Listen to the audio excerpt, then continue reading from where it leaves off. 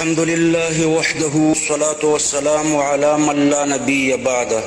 اکثر رونا د شب برات د فضایلو په باره کې پوښتنې کوي، نو په دې کې ښه تحقیق هغه دی چې مفتي تقي عثماني رحمه الله ذکر کړی دی. خلاصه یې 15 مسائل دي. اوله مسئله دا ده چې د شب برات د شپې فضیلت ثابت دی. دویمه دا ده چې په دې شپه کې د عبادت خصوصي اهتمام ثابت دی. دریمه مسئله دا ده چې په دې شپه کې د عبادت کومه خاصه طریقه مقرره نه ده. څلورمه دا چې په دې شپه کې مقبرې ته تللی شي او که نه. او څلورمه بیا پنځمه ده چې د 15 د شعبان د روژې څه حکم دی. نو اوله مسئله د شب برات د شپې فضیلت دا ګوره په احادیثو کې ثابت دی.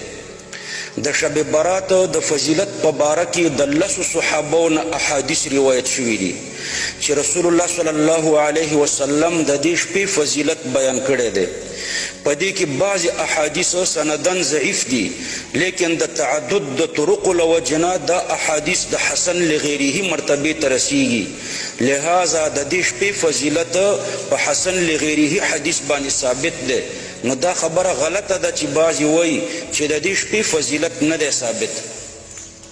دویمه مسئله، په دې شپه کې د عبادت خصوصي اهتمام هم ثابت دی. امت مسلمه د صحابو د تابعینو د زمانې نه تر ننه پورې په دې شپه کې د عبادت خصوصي اهتمام کوي. لہذا په دې شپه کې د عبادت خصوصي اهتمام کول ثابت دی، بدعت نه دی. دریمه مسئله، د عبادت کومه خاصه طریقه په دې شپه کې مقرره نه ده. په دې شپه کې د عبادت دپاره کومه خاصه طریقه نه ده مقرره.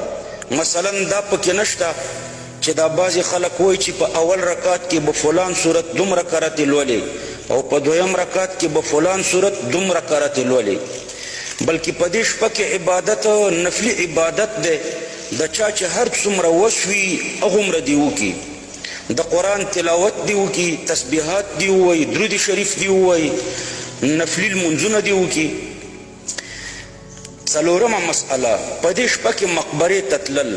بعضې خلک په دې شپه کې علی الاهتمام مقبرې ته ځي. په یو حدیث کې راغلی دی چې رسول الله صلی الله علیه وسلم په دې شپه د جنت البقیع مقبرې ته لاړو. خو ګورئ کوم عمل چې د رسول الله صلی الله علیه وسلم نه په کومه درجه کې ثابت وي، نو په همغه درجه کې ساتل ضروري دي. رسول الله صلی الله علیه وسلم په خپله ټوله زندګۍ کې صرف په یو شب برات کې مقبرې ته تللی دی.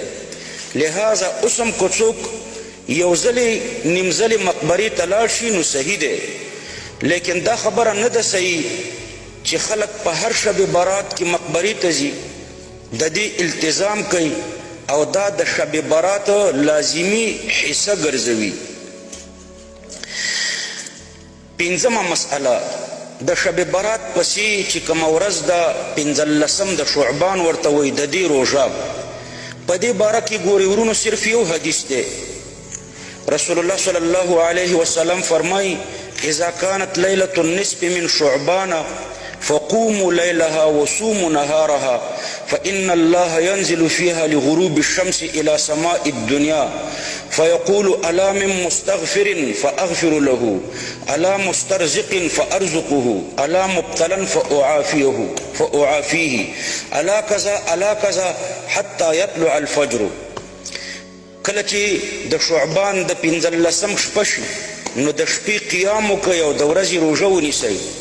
الله پاک بلا کیف په دې شپه کې اسمان د دنیا ته راځي او داسې آواز کوي چې آیا څوک بخښنه غوښتونکی شته چې زه ورته بخښنه وکړم؟ آیا څوک د رزق طلبونکی شته چې زه ورته رزق ورکړم؟ آیا څوک مصیبت زده شته چې زه د مصیبتونو نه خلاص کړم؟ نو دا یو حدیث کې د 15 د شعبان روژه ذکر شوې ده، لیکن دا روایت ضعیف دی.